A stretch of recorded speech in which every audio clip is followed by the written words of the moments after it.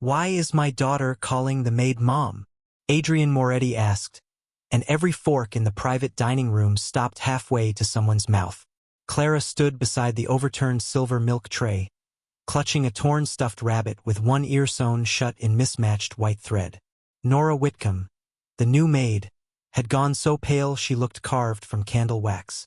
"It's trauma," Celeste Vale said softly, already reaching for the child. Clara pulled back and whispered, "Don't let her take it." 3 hours earlier, the restaurant had smelled of garlic butter, polished wood, and old money pretending to be family. Moretti's was closed to the public that night, its red leather booths empty, its front windows blacked out, its back room dressed for an engagement dinner no newspaper would ever photograph.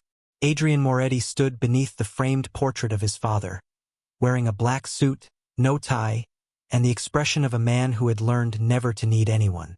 Around him were men who lowered their voices when he looked their way, lawyers with sealed folders, cousins with pinky rings, and 2 bodyguards at the door who did not blink unless he did. At the far end of the room sat his triplets. Clara, Owen, and Caleb, 5 years old, blonde-haired, silent since infancy. 3 small place settings. 3 untouched glasses of milk. 3 white napkins folded into swans because Celeste believed children healed faster when surrounded by beautiful things. Celeste moved through the room in a cream satin dress, graceful enough to look innocent. She touched Adrian's sleeve when people watched. She touched the children's chairs when Adrian watched. "Tonight will be good for them," she murmured. "A stable family ritual. Dr. Reed says routine matters." Across the room, Dr. Malcolm Reed nodded with the tired kindness of a man trusted by rich families. In his leather medical bag, beside a stethoscope and a silver pen, sat a small amber bottle with a white strip covering half the label. Clara noticed it. Her eyes stayed on that bottle longer than on the cake, longer than on Celeste's ring, longer even than on the woman entering from the kitchen with a tray of warm milk. Nora Whitcomb had been hired 2 weeks earlier for laundry and dinner service. She was quiet, almost too quiet, with pale hair pinned low and sleeves buttoned to the wrist though the kitchen was hot. When she placed the milk down, the scent of lavender soap rose from her hands. Clara's fingers tightened around the torn rabbit in her lap. Owen stopped rocking.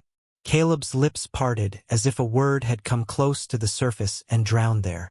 Adrian saw the shift because Adrian saw everything that could become a threat. He looked from his children to the maid, then to Celeste. "Who assigned her to this room?" Celeste smiled without missing a breath. "I did." The children respond well to soft voices. Nora lowered her eyes. Her left hand trembled once against the tray. Only once. But Clara saw it, and so did Adrian. Then Celeste lifted her glass to begin the toast, announcing that soon the children would learn what it means to have a mother again. That was when Clara slid from her chair, the torn rabbit pressed to her chest, and stepped directly between Nora and the table. The room gave a polite little laugh, expecting a child's strange gesture. Then Clara raised one small finger, pointed at Nora, and the first word she had ever spoken cut through the candlelight. "Mom!" Owen pointed next. Caleb followed. Nora made a sound like someone had pressed a hand over an old wound. Adrian did not move. The milk tray slipped, struck the marble, and under the rabbit's torn ear, a corner of blue hospital plastic pushed through the seam. The blue plastic showed for less than a second before Clara pressed her thumb over it and folded the rabbit's torn ear back into her palm. Adrian noticed the movement. Celeste noticed Adrian noticing it. That was when her smile changed. Not enough for the guests to see, only enough for a man like Adrian to understand that something in the room had shifted out of her control. "Sweetheart," Celeste said, kneeling with practiced softness. "You're confused. Nora is staff." The word staff landed gently, but it pushed Nora backward harder than a slap. Dr. Reed closed his medical bag with 2 quiet clicks and stepped around the broken milk as if the spill were the problem, not the 3 children who had just spoken for the first time. "Selective mutism can release under stress," he said. "It doesn't mean the word has meaning." Clara looked at the amber bottle in his bag and shook her head once. Adrian did not ask why. Not yet. He only lowered his glass, reached into his jacket, and placed his phone face up beside his plate. Camera lens angled toward the table as if he were careless. He was never careless. "No one touches the children," he said. His voice stayed low, almost bored, but both guards at the door straightened. Celeste gave a tiny laugh for the room. "Adrian, don't make this dramatic. They need quiet." "They just spoke," he said. "Quiet can wait." For one breath, the restaurant became painfully ordinary again. A busboy stood frozen with a basket of bread. Someone's fork slid off a plate. Warm milk crept between the marble tiles in thin white lines, carrying the smell of sugar and steam. Clara crouched, not to wipe it up, but to pick something from the puddle. A wet scrap of white paper stuck to the bottom of Dr. Reed's shoe. She held it in 2 fingers. Celeste reached too quickly. "Dirty, Clara. Give it here." Clara stepped behind Adrian's chair instead. On the paper, the ink had blurred, but Adrian could still make out a timestamp from the valet lot. 6:12 p.m. 2 coffees. 1 black, 1 lavender latte. He looked at Nora. Her eyes were on the receipt, terrified not because it was hers, but because it wasn't. Celeste followed his gaze and smiled again. "People drink coffee, Adrian." "At my closed restaurant?" he asked. Vincent Sloane, seated near the wall with a legal folder across his knees, cleared his throat. "Boss, before this becomes a spectacle, I recommend removing the maid from the children's sight. A planted employee, a distressed child, an old toy. This is how claims begin." Adrian listened without looking at him. He was looking at Nora's wrists, sleeves buttoned tight, too tight for a kitchen shift. "Unbutton your cuffs," Celeste said suddenly, sweetly, as though helping. Nora did not move. Clara pressed the rabbit to her chest and whispered, "She hides it because they told her to." The room did not understand the sentence, but Adrian did. It had the shape of memory, not imagination. Dr. Reed reached into his bag for the amber bottle. Clara's whole body stiffened. Adrian saw that too. He leaned forward just enough to read the exposed half of the label before the doctor's hand covered it. "Pediatric sedative, dosage adjusted nightly." And beneath the bottle, tucked against the leather lining, was a folded clinic form already filled with all 3 children's names. The clinic form had been filled out in blue ink, not printed, and the handwriting was too careful, the kind people used when they wanted a lie to look official. Adrian did not pick it up. He only let his eyes move over the first line, then the second, then the third. Clara Moretti, Owen Moretti, Caleb Moretti. All 3 names written under a place called Rosemero Behavioral Clinic. With a transfer time marked for 2 a.m., Celeste saw where he was looking and stepped in front of the bag as if she were blocking a draft. "It's only a precaution," she said. "Malcolm and I discussed it weeks ago. A controlled environment might help them." "At 2 in the morning?" Adrian asked. His voice did not rise, which made the question worse. Dr. Reed adjusted his glasses and gave a slow, professional nod. "Night transport is less stressful for children who react poorly to crowds." Clara's small hand slid tighter around the rabbit's torn ear. She was not watching the doctor now. She was watching Celeste's phone, face down beside the water glass. A thin white flash blinked once under the case. A notification. Celeste turned the phone over quickly, but not before Clara whispered, "That's the same bell." No one moved. Adrian looked down at her. "What bell?" Clara swallowed. Her mouth trembled, but she did not hide behind his chair this time. "The bell before the milk." Celeste laughed softly, too softly. "She means my reminder tone. Children attach meaning to sounds when they're anxious." Clara shook her head. "It rings. Then he comes." She pointed at Dr. Reed. The doctor's face stayed calm, but his thumb pressed hard against the latch of his medical bag until the skin around his nail whitened. Nora made a tiny sound, almost a breath, and Celeste turned on her with the gentle cruelty of a woman who knew how to smile while giving orders. "Nora, perhaps you should wait in the kitchen." Nora looked at the children and did not move. That was the first disobedient thing she had done all night. Celeste reached for Clara's rabbit. "Let me fix that, sweetheart. It's falling apart." Clara jerked backward, but the wet fabric slipped in her hands. The rabbit hit the edge of Adrian's chair, and the mismatched seam on its ear split open with a soft ripping sound. Something blue slid out and landed on Adrian's black shoe. It was no bigger than 2 fingers, curved from age, the plastic cloudy and cracked. A hospital bracelet. The room became so quiet the candles seemed loud. Adrian bent slowly and picked it up. Water from the spilled milk had cleaned one corner enough for the letters to show. Baby girl M. Saint Agnes. Mother. N.W. Celeste inhaled through her nose, barely audible. Vincent Sloane closed his folder for the first time that evening. Clara stepped forward, took Adrian's hand in both of hers, and turned his palm upward so the bracelet faced the light.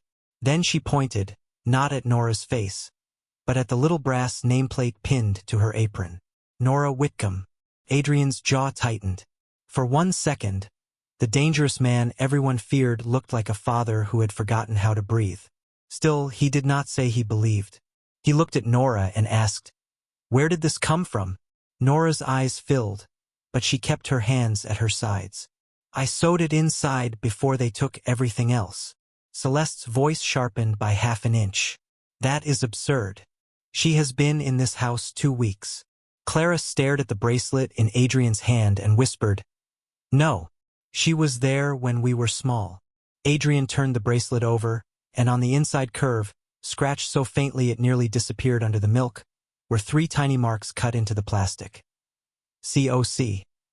The 3 tiny letters sat on the inside of the bracelet like they had been waiting 5 years for the right light.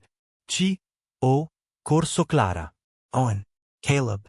Adrian closed his fingers around the plastic, not to hide it from himself, but to keep anyone else from taking it. Vincent Sloane rose with the calm authority of a man who had ended wars over dinner without staining his cufflinks. "Adrian," he said, "this room is full of family, employees, and witnesses. The child is frightened. The maid is compromised. The doctor is present.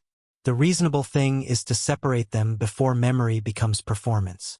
It sounded kind. It sounded legal. It sounded like the sort of sentence rich men used when they wanted cruelty to wear gloves. Celeste moved beside Clara and offered her hand. "Come sit with me, sweetheart. Grown-ups need to talk." Clara did not move.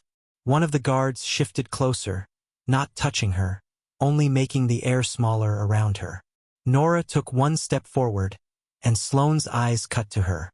"Staff behind the service line." Nora stopped at the brass strip embedded in the marble floor between the dining room and the kitchen passage. It was only 2 inches wide, polished gold, but suddenly it looked like a wall.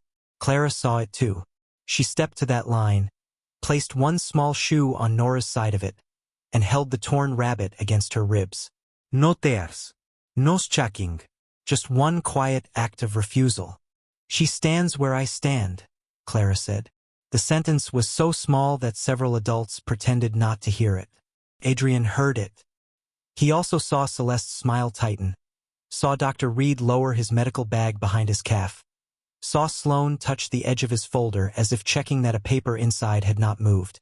"Fine," Adrian said. "No one leaves. We test 1 thing." Celeste looked relieved too quickly. "Of course. Whatever helps them feel safe." Adrian turned to Dr. Reed. "You said their response could be stress. You said words may not mean meaning. Then let's remove the word." He pointed to Celeste, then to Nora. "Sing the lullaby from their therapy file." Celeste's face softened into performance. She knelt in front of the triplets, her satin dress pooling around her like candlelight, and sang the song perfectly. Every word clean, every note gentle, the kind of mother a photograph would believe. The children stared through her. Clara's fingers only tightened on the rabbit. Then Adrian looked at Nora. She stood behind the service line with her hands flat against her apron, her sleeves still buttoned. "I don't remember all the words," she whispered. Sloane gave a thin smile. "Convenient." Nora did not answer him. She picked up the empty silver milk cup from the edge of the tray and tapped it 3 times with her fingernail before she sang. "Top. Top. Top." Not loud. Not dramatic. Barely a sound. But Clara's shoulders dropped. Owen stopped grinding his teeth. Caleb, who had not let go of his napkin all evening, opened his fist. Nora sang the second line wrong.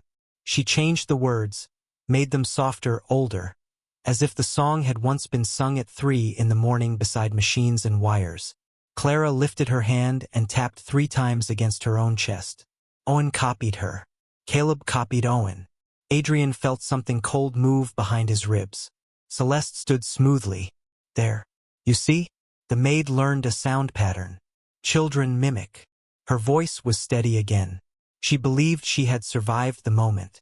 Dr. Reed even opened his bag and reached for the amber bottle as though the room had returned to medicine and order. But when he turned, the folded therapy sheet slipped from his pocket and landed near Adrian's shoe. Adrian looked down. The printed lullaby lyrics were there, every word Celeste had sung. But nowhere on the page were the 3 taps. Adrian did not bend for the therapy sheet right away. He let it lie there on the marble, half under the toe of Dr. Reed's polished shoe, as if paper could become dangerous only after someone admitted it existed. The room waited for him to speak. He did not. He looked at the printed lyrics, then at Nora's trembling hand still hovering above the silver cup, then at Clara, who had stopped tapping her chest and was watching his face with the terrible patience of a child who had learned that adults needed proof before they believed pain. The taps, Adrian said at last. Dr. Reed smiled with the careful exhaustion of a professional being challenged by emotion. A soothing habit. Children invent patterns all the time. She didn't invent it, Clara said. Her voice was barely louder than the candle flame. She pulled the stuffed rabbit tighter against her stomach, then turned her body away when Celeste stepped closer. Clara, Celeste murmured, her tone soft enough to bruise. No one is taking your toy. Clara looked up at her. You tried before. Celeste's smile held, but one corner stopped obeying her. Adrian saw it. So did Vincent Sloane, whose fingers stilled on the clasp of his folder. Clara walked to Adrian. Not fast, not dramatic, each small shoe leaving a faint damp mark from the spilled milk. She held up the rabbit. Don't cut him, she said. Open the back. Adrian lowered himself into the chair beside her. The way a man might approach a wire he did not yet know was live. On the rabbit's back was a row of old stitches, hidden beneath the flattened gray fur. Nora made a strangled sound. No, she whispered. Clara, sweetheart, don't. But Clara nodded once, like she had decided long ago that keeping the secret was no longer safer than showing it. Adrian took a small steak knife from the table, wiped it clean with a napkin, and slid the tip beneath the thread. Celeste said, This is unnecessary. At the exact moment the seam gave way. 3 more things fell into Adrian's palm. 2 curved hospital bracelets, clouded with age. A lock of pale baby hair tied with white thread. And half of a Polaroid, burned along the left edge. The photo was small, no bigger than a playing card, but the whole room seemed to lean toward it. A young woman sat in a NICU chair beneath fluorescent lights, her hospital gown slipping off one shoulder, 3 tiny newborns bundled against her chest. The fire had eaten most of her face, but it had not taken her wrist. There, clear as a signature, was the crescent-shaped scar Nora kept hidden beneath her cuff. Adrian stared at the photo so long the silence began to ache. He remembered a night 5 years ago, rain hitting the windows of St. Agnes, Vincent standing beside him in a private waiting room, saying there had been complications. He remembered Celeste arriving with coffee she had not been asked to bring. 1 black, 1 lavender latte. He remembered being told Nora was gone before he was allowed to see the nursery. Clara reached out and turned the photograph over. On the back, in faded ink, someone had written 3 taps if they cry.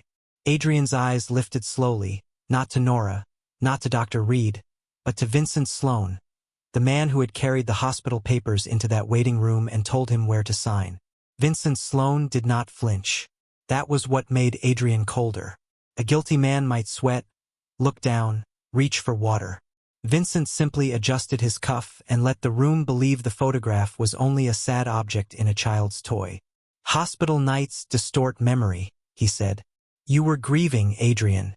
Everyone was. Adrian folded the half-burned Polaroid once, not across the image, but along the white border, and slid it into the inside pocket of his jacket. He did the same with the bracelets. Slow, careful, quiet enough that no one could accuse him of choosing a side. Take the children upstairs, he said. Celeste's relief arrived too quickly. Of course. Not with you. The room tightened. Adrian looked toward one of the older women who had served his family for 30 years. Mrs. Bell. Stay with them in the private sitting room. Door open. 2 guards outside. No medicine. Dr. Reed opened his mouth, then closed it when Adrian's eyes moved to him. Clara stepped toward Nora instead of the stairs. She held the rabbit out with both hands, not to give it away, but to make Adrian understand what mattered. I don't want a new one, she said. I want nobody to burn this one. For the first time all evening, Adrian's expression cracked by less than an inch. Not grief, not yet. Recognition. The child was not asking for comfort. She was asking for evidence to survive the adults. Rain began against the black restaurant windows, soft at first, then steady, turning the glass into a dark mirror. In the kitchen, someone had forgotten to turn off a small television, and a late-night weather report murmured under the hum of industrial refrigerators. Adrian walked there alone, leaving the guests behind a closed oak door with enough guards to remind them that patience and captivity could look similar in a Moretti room. Nora stood near the prep sink beneath fluorescent light, hands clasped so tightly her knuckles had gone white. I need your phone, Adrian said. She shook her head once. It's not for money. I didn't ask what it was for. Her eyes lifted to his then, wet but steady. I came here because someone told me they lived. She reached under the waistband of her apron and pulled out an old prepaid phone with a cracked screen. There was one saved number. No name, just Saint A. Adrian pressed the voicemail icon. The speaker crackled, and an older woman's voice filled the stainless steel kitchen. Nora, listen to me. If you got inside, don't trust Reed. Don't trust Sloan. I switched the tags because they made me. Your babies were never buried. Nora covered her mouth, but no sound came out. Adrian replayed only the last 5 seconds. Never buried. He looked at the call date. 2 weeks ago. The same day Nora had been added to the restaurant payroll as emergency kitchen staff by a manager who was not authorized to hire anyone without Vincent's approval. His phone vibrated on the steel counter. A message from his private security chief appeared with a file attachment. St. Agnes Archive request denied. Original footage missing exactly 22 minutes. Below that, another message came in. Rosemero van arrived behind East Gate. Adrian stared at the words until the kitchen lights seemed to grow colder. 5 years ago, he had believed Nora ran. 5 years ago, he had signed what Vincent handed him. 5 years ago, he had mistaken a woman erased by his own house for a woman who left him. Adrian did not run toward the East Gate. He did not call for guns, did not raise his voice, did not let the kitchen become the kind of room where panic helped guilty people hide. He turned the cracked prepaid phone face down on the steel counter, then placed the half-burned Polaroid beside it, the bracelets beside that, and the stuffed rabbit in front of Clara when Mrs. Bell brought the children through the service hall. Clara looked smaller under the fluorescent lights, her white socks damp from the spilled milk, her hair coming loose on one side, but her hand reached for the rabbit with the certainty of someone taking back a witness. Adrian crouched just enough to meet her eyes. Clara, he said quietly, when the bell rings before the milk, what happens next? She did not answer like a grown-up. She looked at the wall clock over the dish station, the one with a cracked plastic face and a second hand that jumped instead of swept. Little hand on 8, she whispered. Then the lady says we're tired. Then the doctor comes. Adrian followed her gaze. The clock read 8:04. In the dining room, Celeste had said the calming drops were only for emergencies. Yet Clara remembered them like a schedule. Adrian slid a tiny black recorder into the torn rabbit's back seam and closed the old stitches with a safety pin from Mrs. Bell's apron. Hold him like always, he said. You don't have to be brave for me. Just be honest. Clara looked past him to Nora, then back at Adrian. Will she be gone if I sleep? Nora's face broke silently. Adrian's answer came after a pause, because a promise given too quickly would have sounded like every lie the child had survived. Not while I'm breathing. He returned to the private dining room with Clara at his side and the rabbit pressed to her chest. The room had rearranged itself into manners. Celeste stood near the engagement documents, smooth again.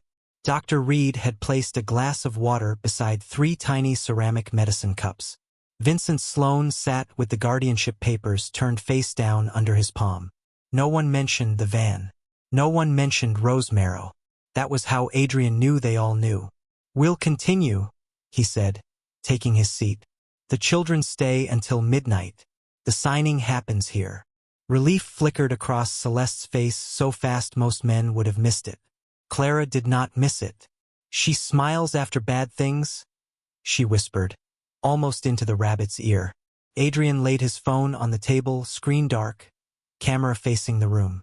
Across the ceiling, the little red light on the security camera blinked once, then again, now routed to a private drive only his security chief could access. Malcolm, Adrian said, mild as winter. Explain the drops again. Dr. Reed lifted the amber bottle. A harmless sedative. To prevent overstimulation. And you give it when? Only when necessary. Clara's fingers tightened. Adrian looked at her, not asking for a speech, only giving her room to remember. She pointed at Celeste's phone, lying face up now beside her champagne flute. When her bell sings, the phone vibrated. No one touched it. On the screen, a message appeared before Celeste could turn it over. East Gate ready. Need the children calm. For the first time that night, Celeste forgot to smile. Vincent's hand stopped on the contract. Dr. Reed lowered the bottle half an inch. Clara stood there in her small damp socks, holding the torn rabbit with the recorder hidden inside, and Celeste finally understood that the child was no longer standing alone. Celeste stared at the message on her phone as though the words had appeared there without her permission. East Gate ready. Need the children calm. The screen dimmed, but not before Adrian lifted his own phone and took one silent photograph of it. No one spoke. Even the rain against the black windows seemed to lower itself. Vincent Sloane was the first to recover. A security instruction, he said smoothly. Badly phrased, perhaps, but not criminal. Adrian looked at him for a long moment, then turned his phone toward the wall-mounted monitor normally used for private betting lines during Sunday games. Then let's give it context. His security chief's file loaded slowly, one gray bar crawling across the screen, while everyone in the room pretended not to watch it. Clara stood beside Adrian's chair, both arms around the rabbit, and when Celeste took one step toward her, Clara stepped back exactly one step, not afraid enough to run, not calm enough to forgive. The video opened with the nursery camera from 20 minutes earlier. It showed Dr. Reed leaning over Caleb's bed, the amber bottle in his hand. Celeste's voice came from out of frame, low and irritated. After tonight, they won't remember the maid's face. The room did not gasp. Mafia rooms rarely did. They went still. That was worse. Dr. Reed reached for his water glass and missed it by half an inch. Vincent's jaw tightened, but he kept his hand on the guardianship contract as if paper could still protect him. Edited, Celeste said. Obviously edited. Clara raised the rabbit in both hands. No, she said. He heard too. Adrian took the rabbit from her with a care that made Nora press both hands to her mouth. From its torn back seam, he removed the tiny recorder, set it on the white tablecloth beside the hospital bracelets, the half-burned Polaroid, and the printed therapy sheet with no 3 taps. He pressed play. Celeste's voice filled the same room where she had smiled over champagne. Make sure Nora signs nothing. Make sure the children are asleep before the van moves. Then Dr. Reed. If the girl keeps the toy, Sloane wants it burned.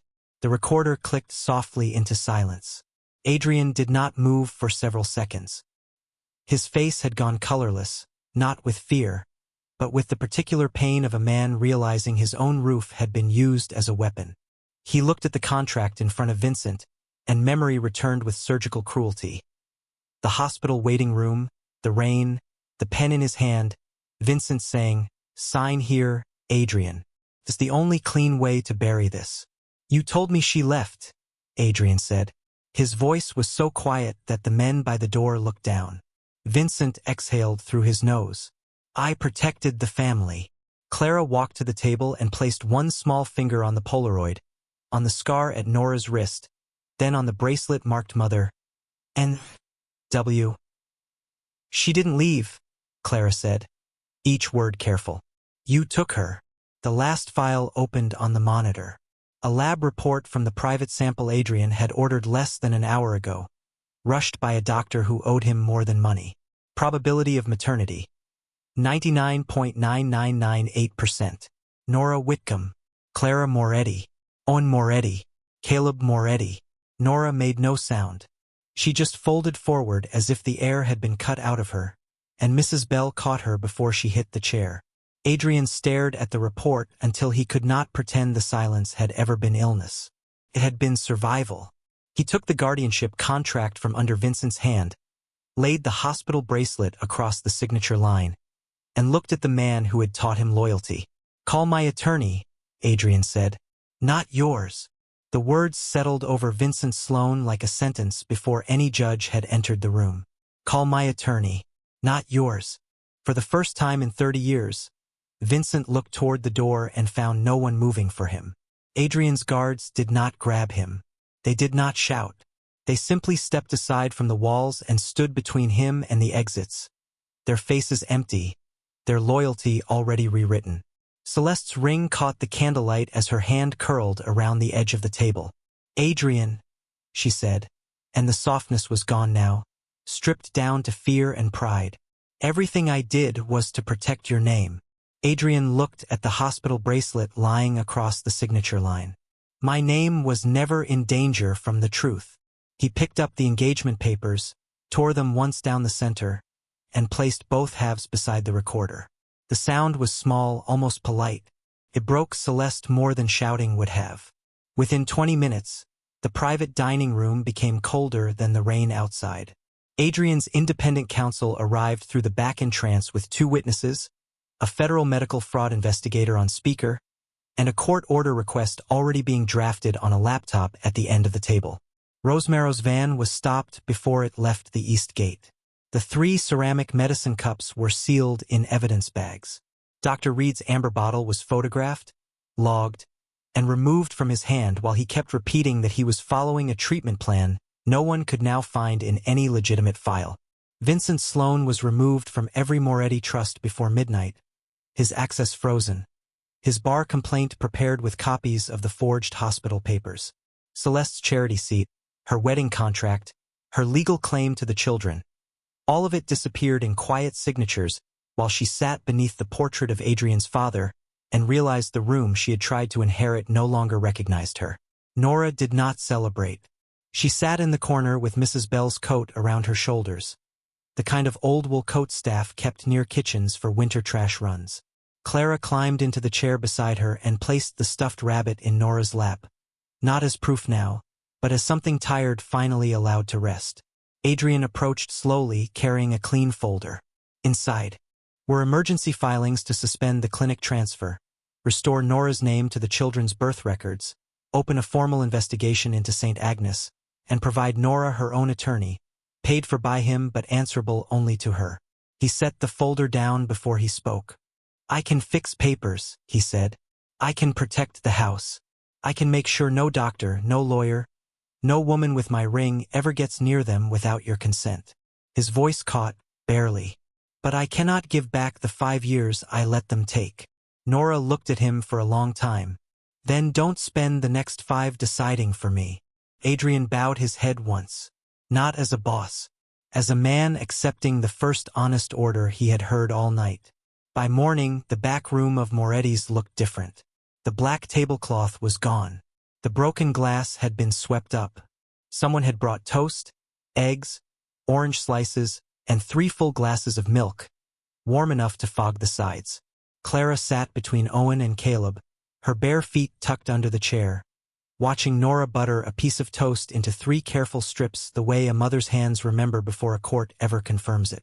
Adrian stood by the window, holding the half-burned Polaroid in a new silver frame. He placed it on the mantel beneath the family portrait, not hidden, not explained away, not corrected into something cleaner. Clara looked up at him and touched the old rabbit's stitched ear. "You heard me," she said. Adrian could not speak. And for once in the Moretti house, silence did not belong to fear. It belonged to a little girl who had been believed.